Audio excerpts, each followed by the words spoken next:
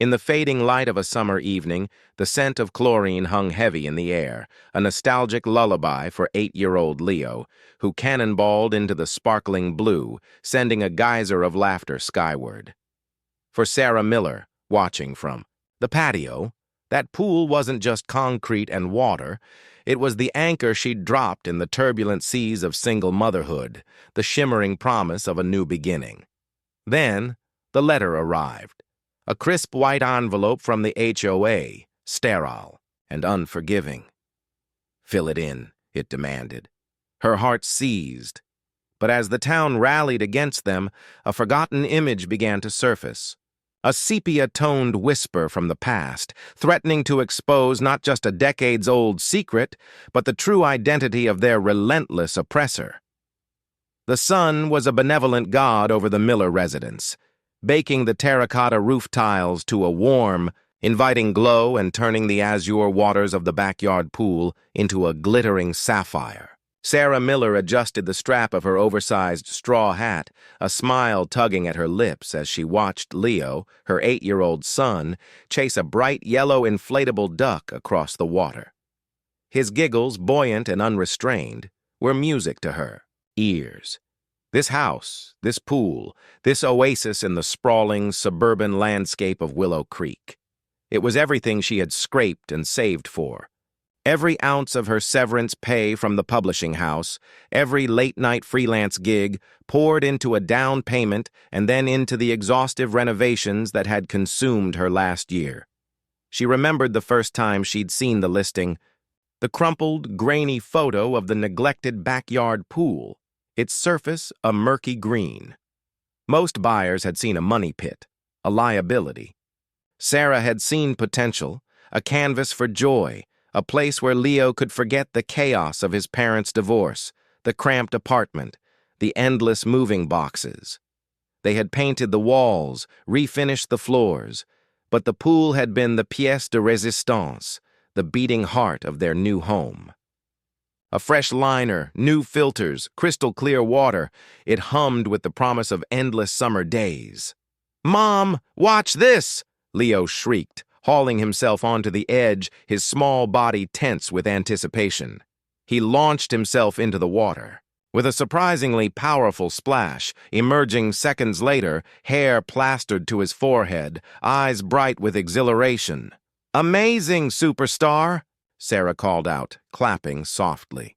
He beamed, a flash of pure, unadulterated happiness.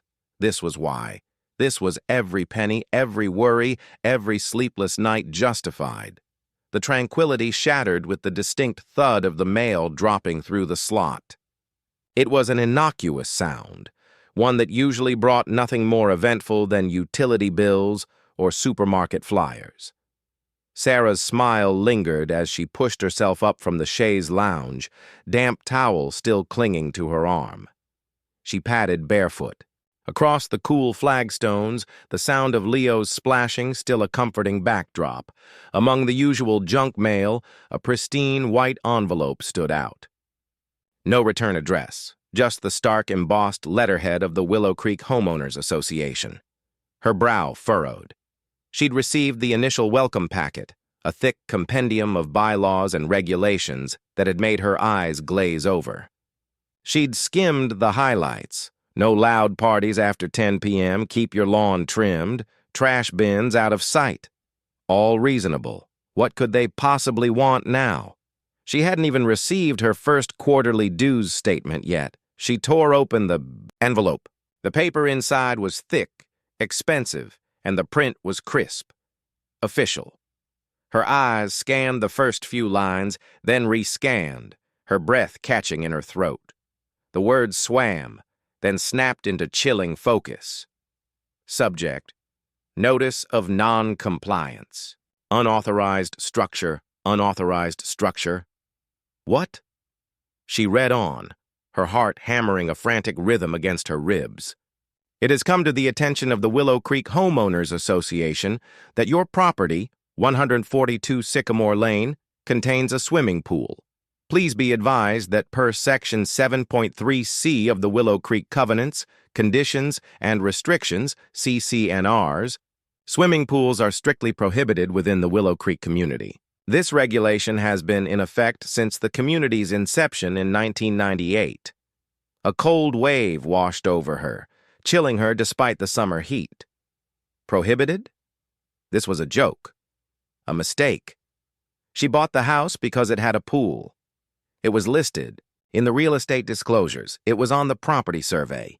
You are hereby required to remediate this non-compliance by filling in the aforementioned swimming pool to grade level within 30 days of the date of this letter. 30 days. Her hand trembled, the paper rustling softly. Fill it in. The words echoed in her mind, absurd and monstrous. Fill in Leo's joy, fill in her escape, fill in her future. A sharp, shrill whistle cut through the air. Mrs. Albright. Sarah glanced over the fence towards the impeccably manicured lawn next door. Eleanor Albright, HOA president, stood by her rose bushes, clutching a pair of gleaming shears. Her silver hair pulled back in a severe bun. Her gaze, sharp and unwavering, was fixed on Sarah, then drifted pointedly towards the shimmering blue. Water in Sarah's backyard. A thin, almost imperceptible smile touched Mrs. Albright's lips. It wasn't a friendly smile. It was a smile of satisfaction. Sarah felt a surge of adrenaline, cold and fierce. This wasn't a mistake. This was deliberate. That evening, after Leo was asleep, dreaming of underwater adventures, Sarah sat at her kitchen table, the thick HOA binder open before her. The letter was clipped to the front page, a stark declaration of war. She read Section Dawes, 7.3c again and again, her eyes burning. Swimming pools are strictly prohibited. The language was unequivocal. But how? How could a house with a pool be sold in a community where pools were prohibited? There had to be an exception, a grandfather clause, something. She spent hours poring over the dense legal jargon, the endless subsections, cross-references. Her legal knowledge amounted to watching courtroom dramas, but even she could tell this document was designed to be impenetrable to the average homeowner. She found nothing about grandfather clauses, nothing about pre-existing structures. It was a blanket prohibition. The next morning, the first thing she did was call her real estate agent, Brenda. Brenda, usually effervescent and endlessly optimistic, sounded genuinely flustered. A pool? Prohibited? Sarah, that's impossible. I sold you that house. I saw the pool. It was inspected. It was on the listing. Brenda stammered, her voice rising with each word. I've sold a dozen houses in Willow Creek. No one's ever mentioned a pool restriction. Let me call the listing agent. This has to be a clerical error. Sarah held on to that hope like a lifeline. A clerical error. A misinterpretation. It had to be. But a few hours later, Brenda called back, her voice tight with suppressed panic. Sarah, I don't know what to tell you. The listing agent says the HOA sent him a notice too, saying the sale was contingent on the pool being filled. He says he passed that information on to my office, but I have no record of it. No record? Sarah's voice was dangerously quiet. Brenda, are you saying you knew about this and didn't tell me? No, absolutely not. Sarah, I swear, if I'd known, I would have told you immediately. This is insane. I'm going to look through every single email, every document. This could destroy my career. The implication hung heavy. If Brenda had been informed and hadn't told her, Sarah might have grounds for a lawsuit. But that was a distant, exhausting prospect. Right now, her focus was on the immediate threat. Over the next few days, the reality of the situation began to sink in, heavy and suffocating. Mrs. Albright's surveillance intensified. Sarah would catch her peering over the fence or through her kitchen window, always just a glimpse, never a direct confrontation, but the message was clear. I'm watching you. Leo, oblivious, continued to splash and play, his joyful shouts a defiant counterpoint to Sarah's growing dread. How would she explain this to him? How could she tell her son that his paradise was to be destroyed? She tried calling the HOA management company, a faceless entity in a city 30 miles away. The woman on the other end, polite but firm, reiterated the same cold facts. Mrs. Miller, Section 73C is very clear. The board has voted unanimously. You have 30 days. But the house was sold with the pool. How can a pre-existing structure be suddenly non-compliant? Sarah pleaded, her voice edged with desperation. That is a matter between you and your previous owner or your real estate agent, ma'am. Our records indicate that the property at 142 Sycamore Lane was in violation of community guidelines at the time of purchase. The board is simply enforcing the CC&Rs. Sarah hung up, defeated. She was trapped in a bureaucratic nightmare, caught between an officious HOA and what felt like a potentially negligent real estate agent. Her neighbor. On the other side, an elderly woman named Martha noticed Sarah's increasingly worried demeanor. Martha, a kind-faced woman with a penchant for baking and local gossip, had lived in Willow Creek since its inception. "Everything all right, dear?" Martha asked one afternoon as Sarah struggled to pull a stubborn weed from her flower bed, her mind miles away. Sarah sighed, dropping the weed. "Not really, Martha. The HOA wants me to fill in the pool." Martha's eyes widened, her smile fading. "The pool? That's ridiculous. That pool's been there forever." "They're saying it's against the rules, that pools are prohibited." Martha snorted. "Prohibited? That's Eleanor Albright's doing. She's always had it in for." Pools. Used to complain about the noise, the extra water usage, the unseemly swimwear. She even tried to get the photograph lay on the table, a sepia-toned ghost from a past Eleanor Albright had tried to bury. Sarah Miller stared at it, her heart thumping a frantic, victorious rhythm against her ribs. The image of a younger, almost unrecognizable Mrs. Albright, standing beside the community's developers, a proprietary smile on her face, felt like the missing piece of a terrible puzzle. This wasn't a random crusade. This was a vendetta. A decades-long vendetta, rooted in a personal defeat at the genesis of Willow Creek itself. The rage that had been a dull, constant ache in Sarah's stomach for weeks now flared into a white-hot furnace. This woman had known. She had known every day for 27 years that this pool was original to the property, part of the very plan she had helped to shape. All the notices, the fines, the callous dismissal of Sarah's pleas. It had all been a performance. A cruel, deliberate, and entirely personal act of war. She took several deep, shaky breaths, the air thick with the scent of old paper and dust. The shock was giving way to a cold, hard clarity. This wasn't just about saving her pool anymore. It was about exposing a lie that had been used to torment her and likely others before her. She carefully put the two most crucial photographs, the aerial shot showing her pool under construction and the one of Mrs. Albright with the developers, into a clear plastic sleeve from her purse. This was not a negotiation tool. This was a weapon. She had the truth, and the truth was a sledgehammer. She left the town hall in a daze, the afternoon sun feeling too bright, the world too normal for the seismic shift that had just occurred in her life. She drove home, her mind a whirlwind of possibilities. The meeting was in 2 days. She didn't have time for a lawyer, but she no longer felt she needed one. This wasn't a legal battle, it was a moral one, a public shaming. She had to present this evidence to the entire community, to all the homeowners who trusted this woman. The next day, she called Brenda, her real estate agent, and simply said, "I think I have the proof we need.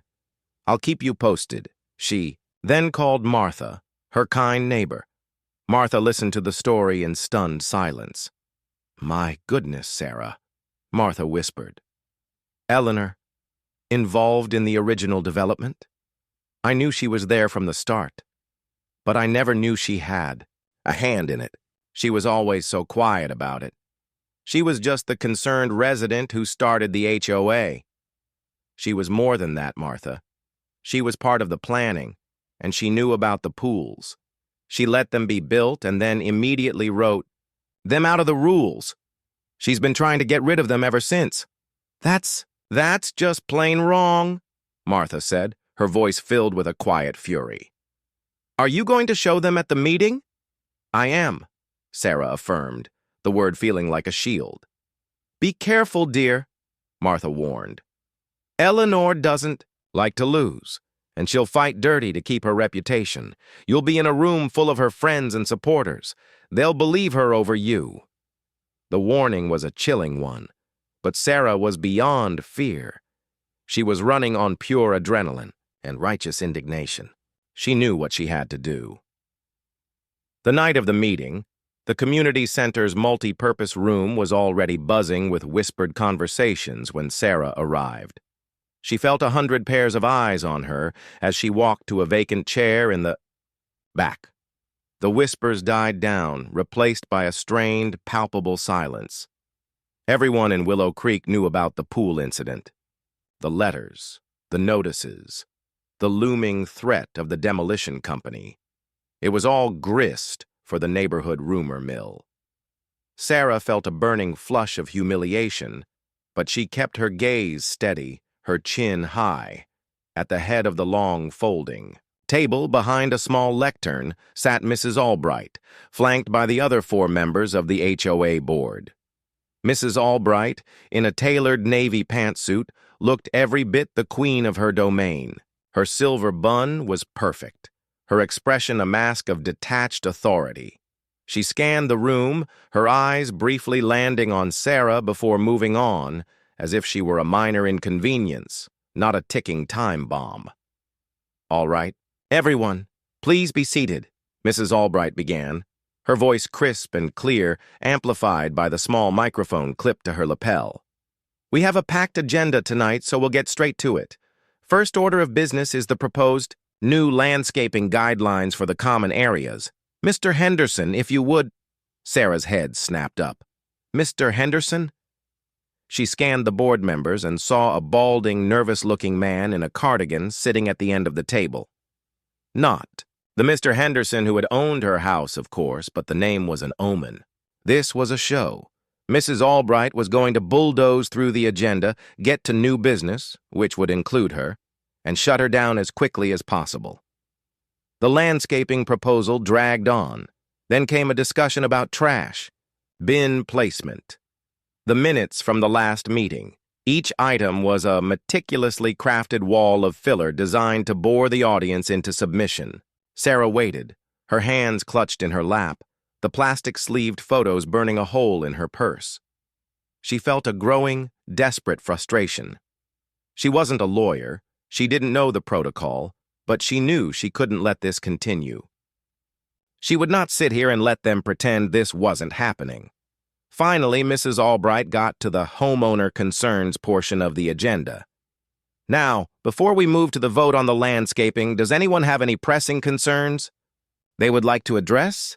Please keep your comments concise and relevant to community matters. It was her chance. Sarah stood up. I do. Mrs. Albright's head turned slowly, her gaze colder than ever. A collective gasp, then an expectant silence fell over the room. Sarah felt 100 eyes, all with different questions in them, fixed on her. The board has issued me a notice to fill in my swimming pool, an action I believe is a gross misinterpretation and selective enforcement of our CC&Rs, Sarah stated, her voice trembling slightly but growing in strength with each word. A few groans from the back. Here we go, a man muttered. Mrs. Albright raised a perfectly manicured hand. Mrs. Miller, this matter has already been discussed and decided by the board. The notice has been issued and is not up for public debate. It is when it's based on a false premise, Sarah shot back, surprising even herself with her quick retort. You've stated, Mrs. Albright, that swimming pools are strictly prohibited per Section 7.3c, and that my pool is therefore an unauthorized structure. But that is not true. My pool is not unauthorized. It was part of the original construction of this community. A ripple of murmurs went through the room. Mrs. Albright's smile was as brittle as glass. Mrs. Miller, you purchased your property, you received the CC&Rs, and you are bound by them. We are simply enforcing the rules as they exist today. And you know exactly when those rules came into effect, don't you, Mrs. Albright? Sarah asked, her voice dangerously quiet. She reached into her purse and pulled out the plastic-sleeved photos. Because you were there. She walked to the head of the table, past the shocked faces of the other board members, and placed the photographs on the table directly in front of Mrs. Albright. The other board members leaned forward, their eyes wide with curiosity and apprehension. Mrs. Albright's mask of composure slipped, just for a moment, replaced by a flicker of fear.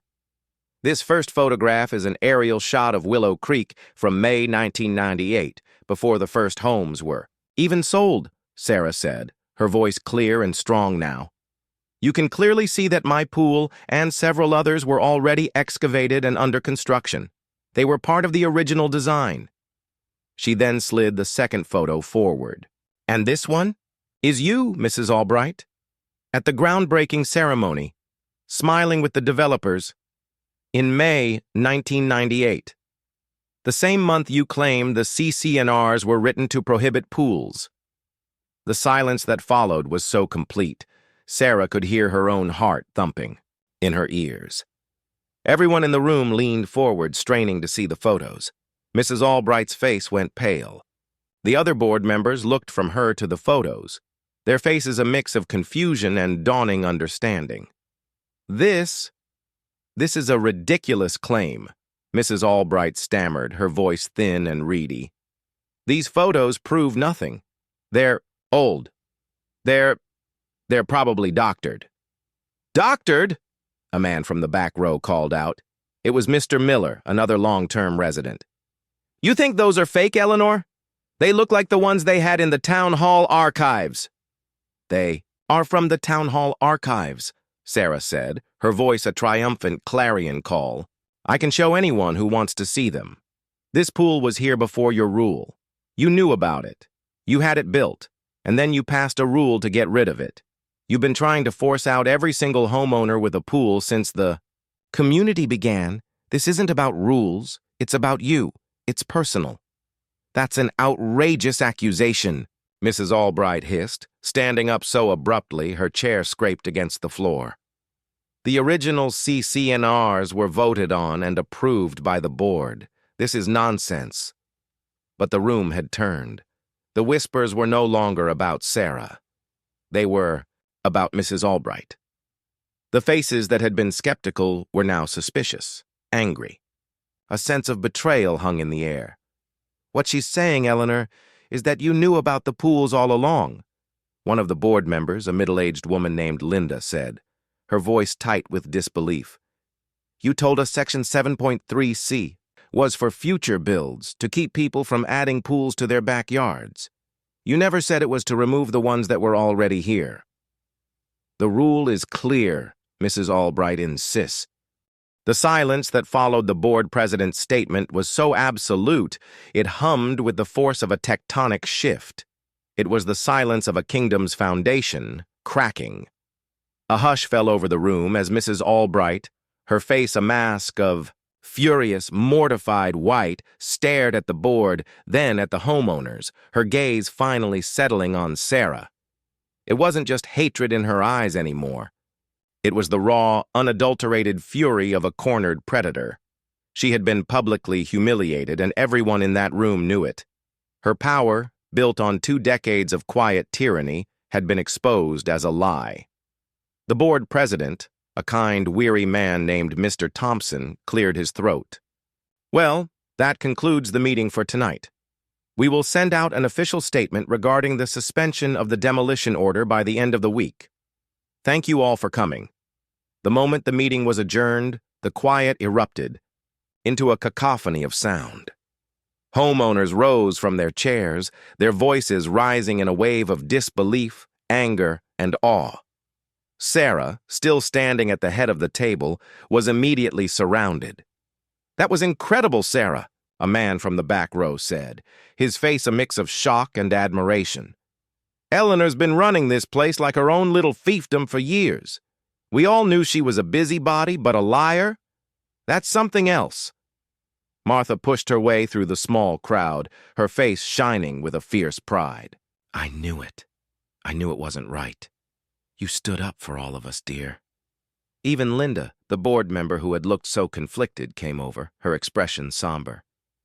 "I'm so sorry, Sarah. I had no idea. We all trusted her. We had no reason not to. She always presented the CC&Rs as sacrosanct." She looked toward Mrs. Albright, who was now gathering her papers with a deliberate, trembling fury. "I'm going to personally review every single one of those documents. We owe you an apology." Sarah felt a rush of vindication, a warmth of solidarity she hadn't expected, but she couldn't shake the image of Mrs. Albright's face, that raw, primal rage. This was a temporary reprieve, not a final victory. Mrs. Albright stormed out of the room, her briefcase clutched in a white-knuckled grip without saying a word to anyone. The other board members, a mix of shame and relief on their faces, dispersed, leaving Sarah standing amidst a circle of grateful neighbors.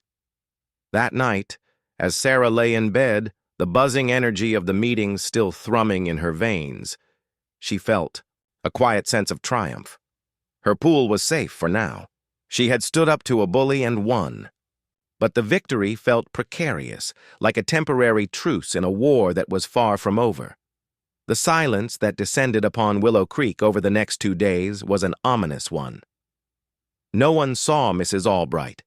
Her blinds were drawn, her rose bushes untended. The gossip, however, was at a fever pitch. The community was split, a palpable tension hanging in the air.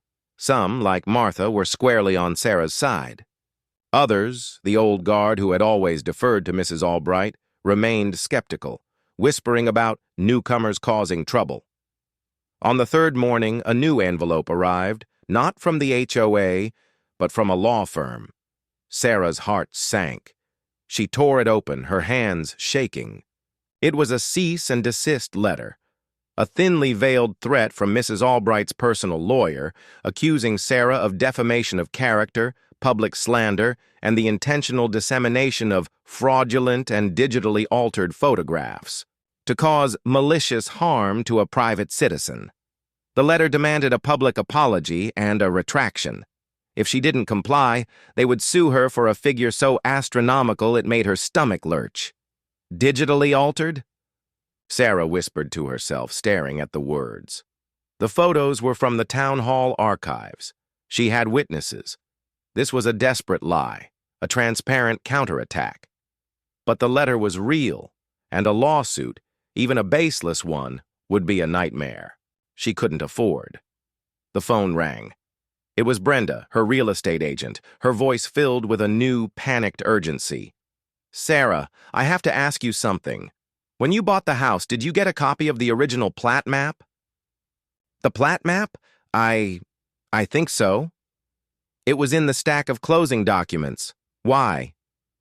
"There's a new rumor going around.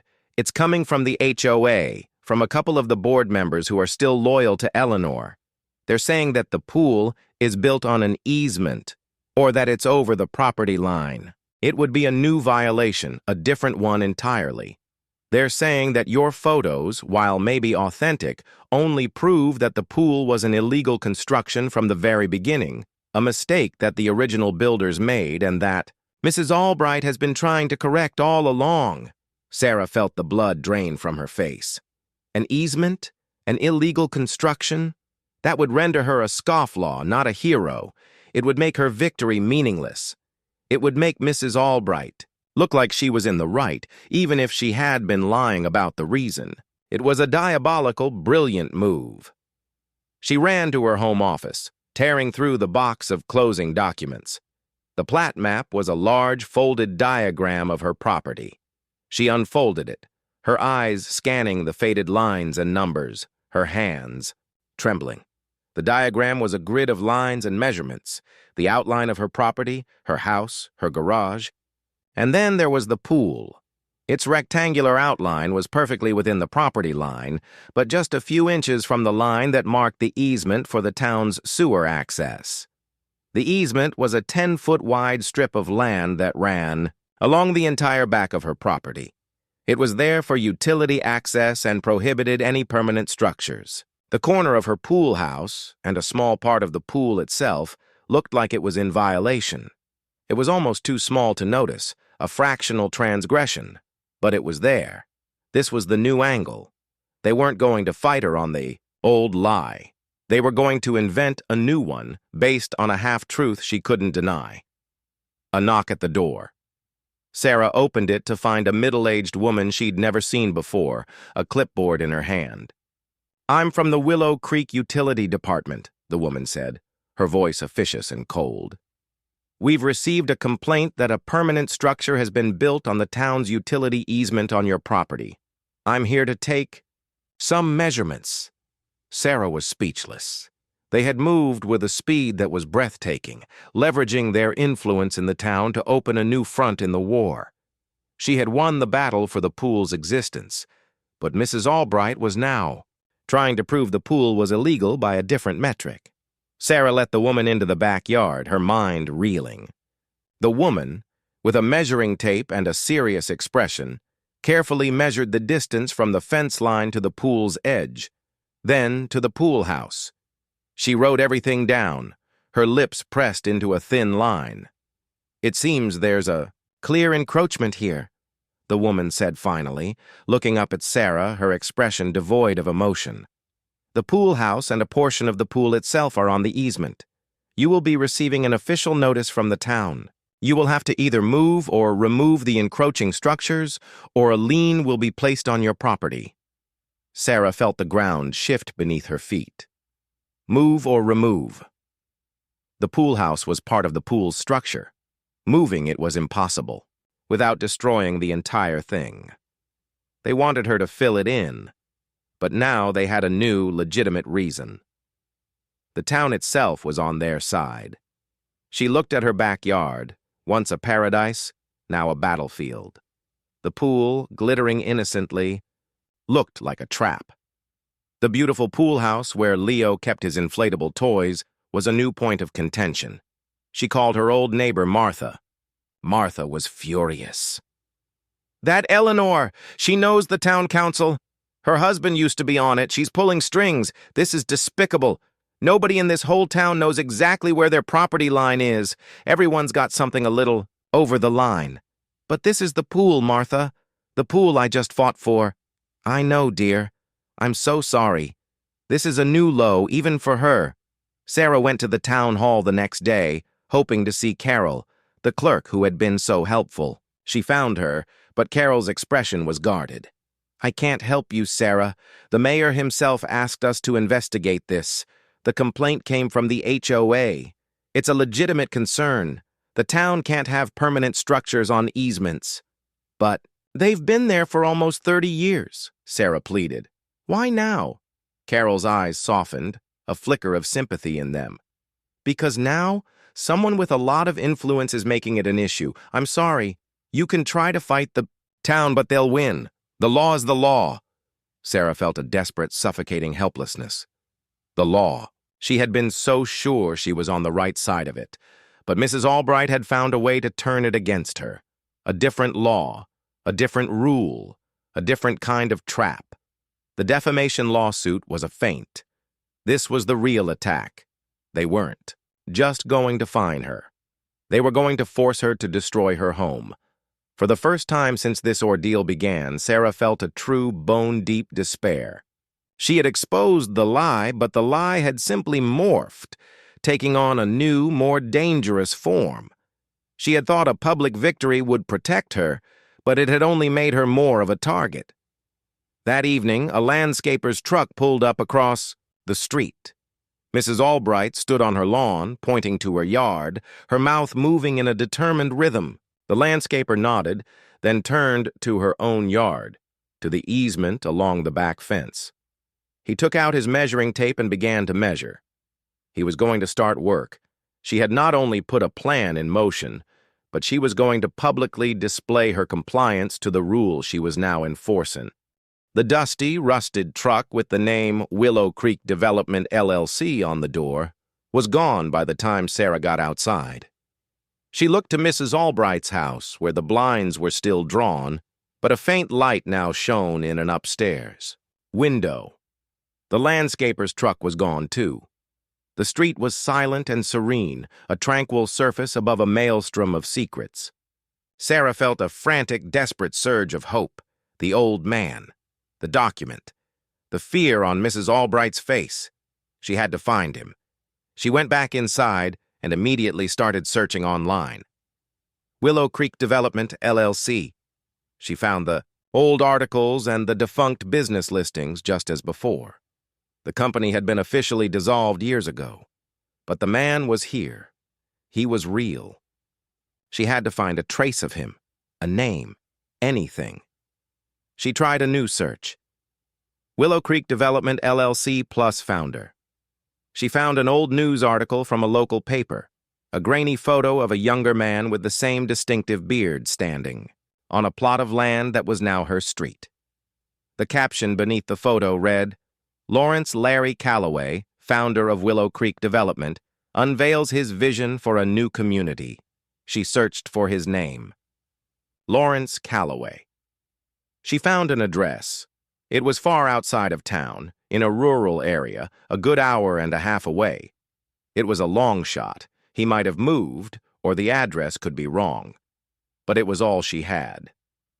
The next morning, she left Leo with a friend, promising him a trip for ice cream when she returned. The drive was a blur of open fields, rolling hills, and a growing sense of urgency.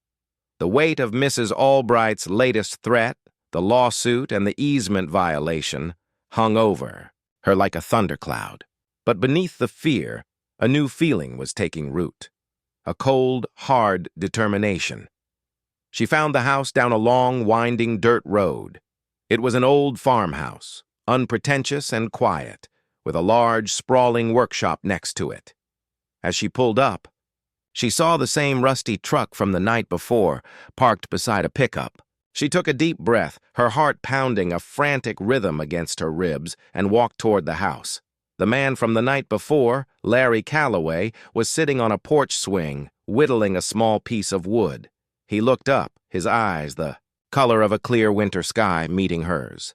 There was a knowing look in them, as if he had been expecting her. "Mrs. Miller, I presume?" he said, his voice a low rumble.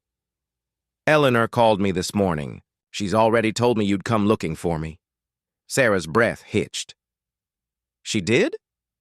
What did she say?" He shrugged, returning his attention to the wood in his hands. "She said you're a meddler, a troublemaker, the usual. She also said I'm not to speak to you, that our business is private." He paused, looking up at her again, a glint of defiance in his eyes. She always did think she could order everyone around. "Please," Sarah said, her voice filled with desperate hope. "What did you show her last night? And what does it have to do with the pools? She's trying to make me fill it in, saying it's on an easement. She's using the town to do it. She's going to take everything from me." Larry sighed, setting down the wood and the knife. He gestured to a chair on the porch. "Sit. This story goes back a long way." He began to talk, his voice a slow, deliberate cadence, painting a picture of Willow Creek's genesis. He and his partners had been small-time developers looking to make a name for themselves. They had found the large plot of land, a former farm, and had the vision for a quiet, family-friendly community. They had also found an unexpected challenge. Eleanor Albright. Eleanor was one of the first investors, Larry explained. She bought one of the first lots, and she was a major force in the early days. A local with money, political connections on the town council. We needed her on board to get the project approved. But she had an agenda, a real strong aversion to private swimming pools. Sarah leaned forward, her hands clenched in her lap. "But you built them anyway. My house had a pool from the start." "We did," Larry affirmed. We knew that pools were a major selling point. The real estate agents were pushing us to include them in the luxury packages for the larger lots. So we built 3 of them. Yours, one in the community next door to yours, and one at the top of the hill. It was a calculated risk. Eleanor was furious. She said she wouldn't support the project if we went through with it.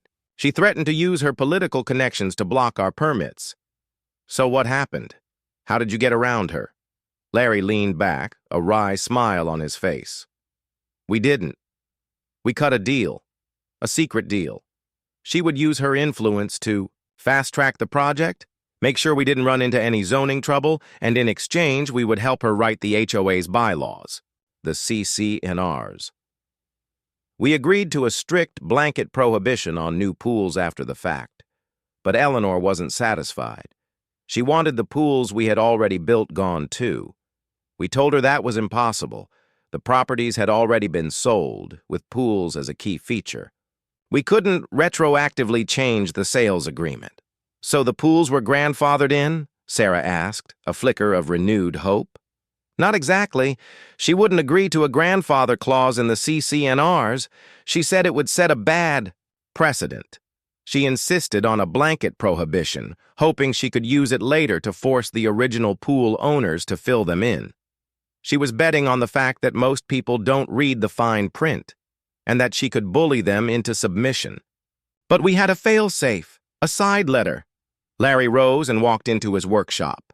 The smell of sawdust and old wood filled the air. He returned a moment later holding a battered leather document pouch. He carefully pulled out a folded, yellowed piece of paper. It was a contract. This is a private agreement between Willow, Creek Development, LLC, and Eleanor Albright, signed in 1998. It states that in exchange for her full support of the project, we would prohibit all future private pools in the community via the HOA bylaws.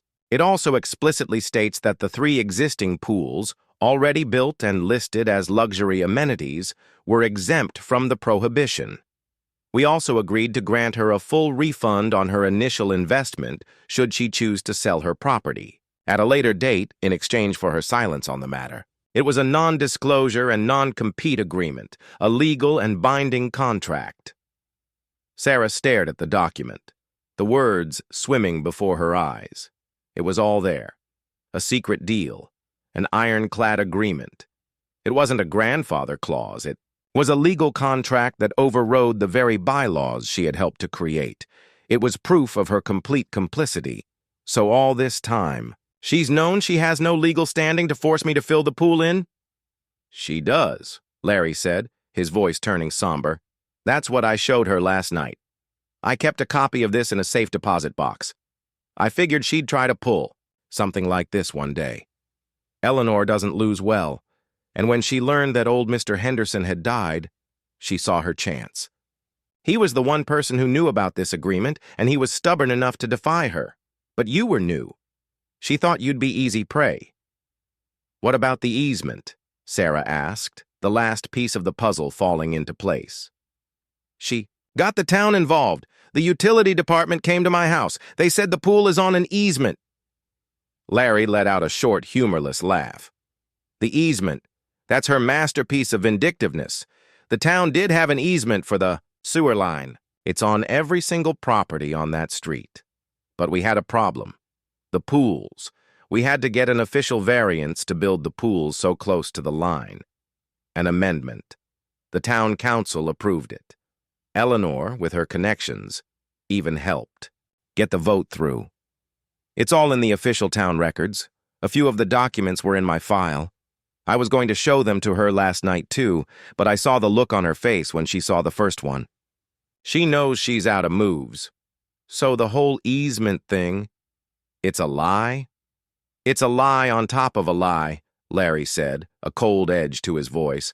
The town has no record of the variance. The records were misplaced. The clerk told me so himself years ago. When the town digitized everything, the file was missing.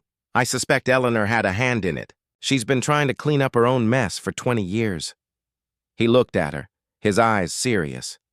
She's not just a bully, Mrs. Miller. She's a criminal. She's tampering with legal documents, and that's a felony. That's the real story here. The pools were always a distraction. He handed Sarah the folder with the documents inside, the side agreement and a signed official copy of the easement variance. "I'm an old man," he said, "and I'm tired of her games. I'm tired of watching her terrorize a community I helped build. Take these, get a lawyer, and expose her for what she really is." Sarah clutched the folder to her chest, the weight of the paper feeling heavier than gold. It wasn't just about her anymore. It was about everything. The missing records, the lies, the town. The justice she had fought for was not for herself, but for an entire community. She drove back to Willow Creek in a state of stunned exhilaration.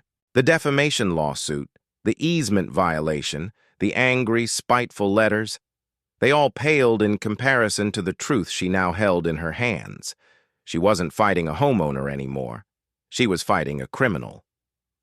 The next day, she went to see a lawyer, a sharp young woman who, after looking at the documents, whistled in disbelief. "This is a whole new ballgame, Mrs. Miller. This isn't a homeowner's dispute. This is a civil case. We can file a restraining order to prevent her from harassing you further. We can file a lawsuit for punitive damages. We can even turn this over to the district attorney." The flashbulbs were like a storm of man-made lightning, illuminating the horrified, vacant expression on Eleanor Albright's face. She sat frozen in her chair, a woman in a perfectly tailored pantsuit whose world had just been obliterated. The mayor's final pronouncement, a referral to the district attorney's office for fraud and public misconduct, hung in the air, a death knell for her reputation and her freedom. Reporters swarmed, their questions a barrage of accusations, their microphones thrust toward the board members, the mayor, and finally, toward Sarah. Sarah, standing beside her lawyer, felt a strange detachment from the chaos.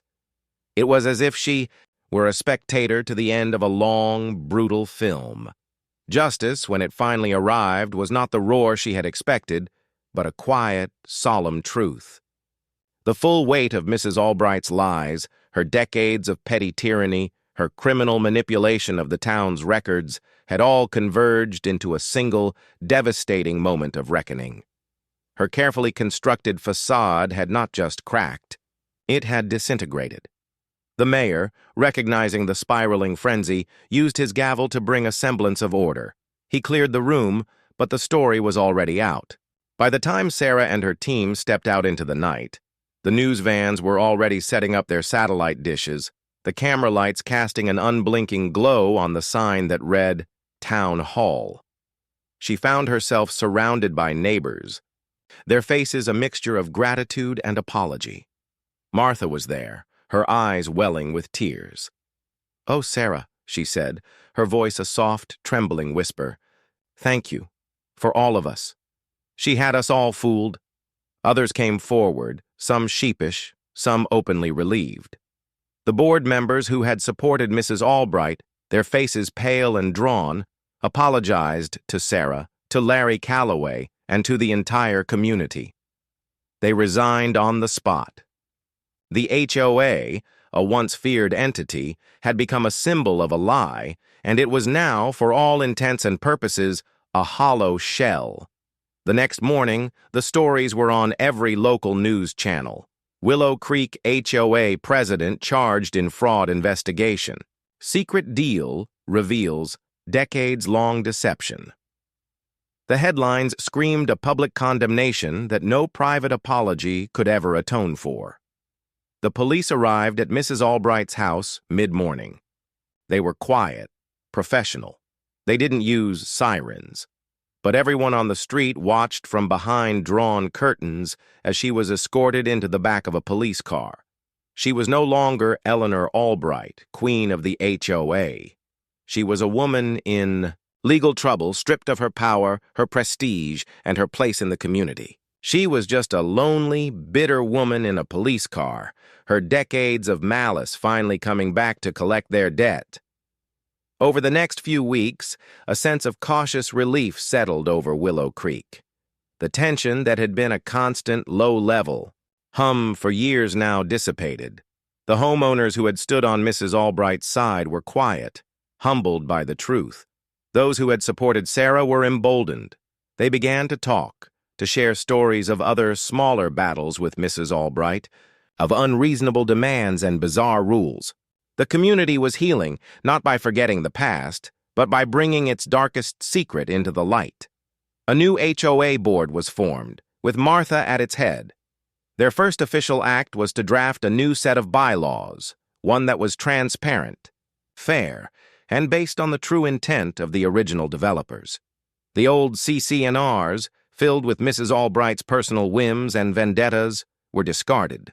The pool was safe, not just because of the variance, but because the new community had voted to keep it. The final official notice arrived from the town council. It was a formal, written apology for the ordeal and a copy of the official reinstatement of the variance in the town archives.